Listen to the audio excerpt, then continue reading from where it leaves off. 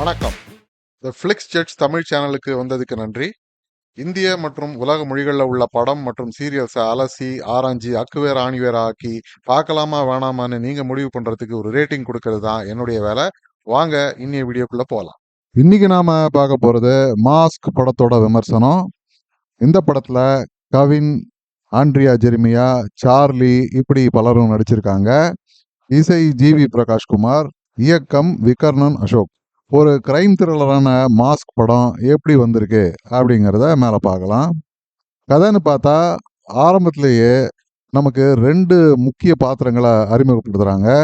ஒன்று கவின் நடித்த வேலு பாத்திரம், ரெண்டாவது ஆண்ட்ரியா ஜெரிமியா நடித்த பூமி பாத்திரம். இந்த ரெண்டுமே முக்கியமான பாத்திரம் அப்படின்னு நமக்கு எப்படி தெரியும்னா, இவங்க ரெண்டு பேரோட இன்ட்ரோ காட்சிகளை கிட்டத்தட்ட 30லேருந்து 40 நிமிஷங்களுக்கு ஓடுது படத்தில். வேலு ஒரு பிரைவேட் டிடெக்டிவ் மாதிரி ஏதோ வேலைகள்லாம் செய்கிறாரு. இவரால் முடியாத காரியங்களே இல்லை. கிளைண்ட்ஸுக்காக ஏடாகூடமான வீடியோஸ் எடுக்கிறதுலேருந்து கம்ப்யூட்டர் ஹேக்கிங் வரைக்கும் எல்லாமே இவர் செய்வார். அட்லீஸ்ட் ஆள் வச்சாவது செய்வார். இதை வச்சு பிளாக்மெயில் மாதிரி வேலைகளும் இவர் செய்கிறாரு. ஆனால் அவரே தனக்கு எத்திக்கல் ஹேக்கர் அப்படிங்கிற மாதிரி ஏதோ ஒரு பட்டப்பேரும் கொடுத்துக்கிறாரு. தமிழ் சினிமா ஹீரோங்கிறதுனால அவர் செய்யறது சீப்பான வேலையா இருந்தாலும் அனாவசியத்துக்கு ஆட்டிடியூடோட தான் பேசுவாரு. ஏதேதோ தத்துவங்கள் ஜஸ்டிஃபிகேஷன்லாம் அப்பப்போ அள்ளி வீசுவார். கொஞ்சம் லேசா எரிச்சல் வரா மாதிரியான ஒரு கேரக்டர் தான் இவரோடது. ஆண்ட்ரியாவோட கேரக்டர் கொஞ்சம் பெட்டரா எழுதப்பட்டது. இன்ட்ரோலேயே முதல் 10 நிமிஷம் அவங்கள ஒரு சோஷியல் ஒர்க்கர் மாதிரி நமக்கு காமிப்பாங்க.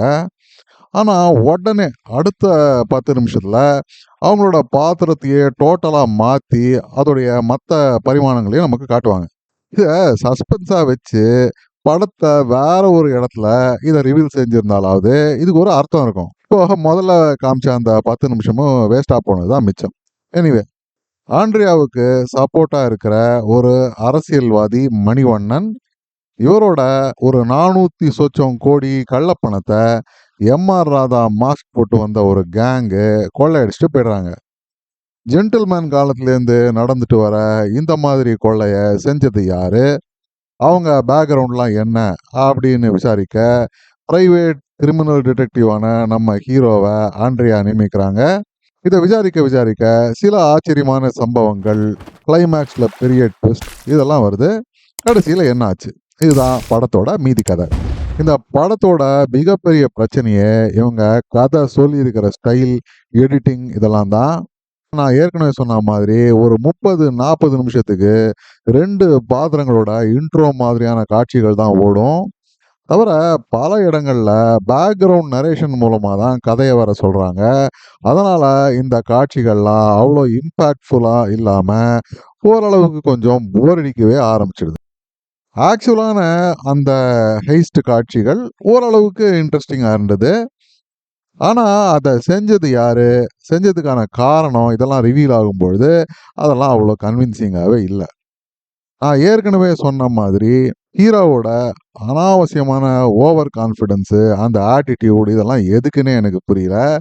சாதாரண ஆளான அவர் பெரிய பெரிய அரசியல்வாதிகள், கேங்ஸு, 100கணக்கான கோடி பணத்தோட டீல் பண்ணுற கும்பல், இவங்களெல்லாம் எப்படி அந்த அளவுக்கு தைரியமாக அசால்ட்டாக பகைச்சிக்கிறாரு, இதெல்லாம் படத்தில் சரியாக விளக்கவே இல்லை. தவிர பல லாஜிக் ஓட்டைகள், கன்வீனியன்ட் ரைட்டிங் அப்படின்னு ஸ்கிரிப்ட் முழுக்க இருக்கு.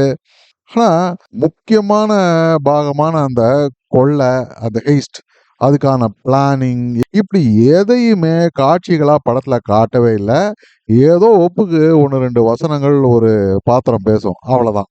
ரொம்பவே ஜம்பிள்டான ஓவர் காம்ப்ளிகேட்டான ஸ்க்ரீன் பிளே, நம்பவே முடியாத பாத்திரங்கள், சம்பவங்கள் இப்படி எல்லாம் சேர்ந்த குழப்பமான ஒரு கலவை தான் இந்த படம். ஓரளவுக்கு கொஞ்சம் போர் அடிக்கிற வகையில் கூட இந்த படம் இருக்கு அப்படின்னு நான் சொல்லுவேன்.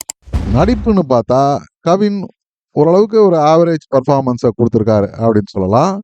ஆண்ட்ரியா இறுக்கமான முகத்தோட ஒரே ஒரு எக்ஸ்பிரஷனோட படம் முழுக்க வந்துட்டு போகிறாங்க. மற்றவங்க எல்லாருமே ஓகே அளவுக்கு நடிச்சு கொடுத்துருக்காங்க. பிஜிஎம் ரொம்பவே ஜெனரிக்கான ரகம், சொல்லிக்கும்படியெல்லாம் எதுவுமே இல்லை. அப்போது இந்த படத்தை பார்க்கலாமா வேணாமான்னா மாஸ்க் ஒரு ரொம்பவே சுமாரான, இன்ஃபேக்ட் பிலோ ஆவரேஜ் வாட்ச் அப்படின்னு கூட நான் சொல்லுவேன். எஸ்பெஷலி இந்த கிரைம் த்ரில்லர், பிளாக் காமெடி இப்படி எதையாவது நீங்க ட்ரெய்லரை பார்த்து கற்பனை செஞ்சு வச்சிருந்தீங்கன்னா ரொம்பவே டிசப்பாயிண்ட் ஆயிடுவீங்க என்ன மாதிரி. இது ஓடிடியில் வரும்பொழுதே நீங்க பார்த்துக்கங்க. இல்லை மீறி தேட்டரில் போய் பார்த்தே தீரணும்னா குடும்பத்தோட போய் பார்க்குற வகையில தான் இந்த படம் இருக்கு.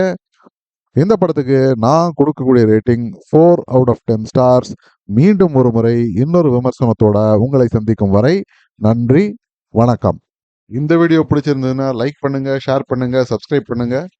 உலகத்தரமான படம் மற்றும் சீரியல்களை நீங்க பார்க்கணுங்கிறதுக்காக பல சினிமா சீரியல்களை பார்த்து அதுலேருந்து சரியானதை மட்டும் அடையாளம் காட்டுறது தான் இந்த சேனலோட குறிக்கோள். நன்றி.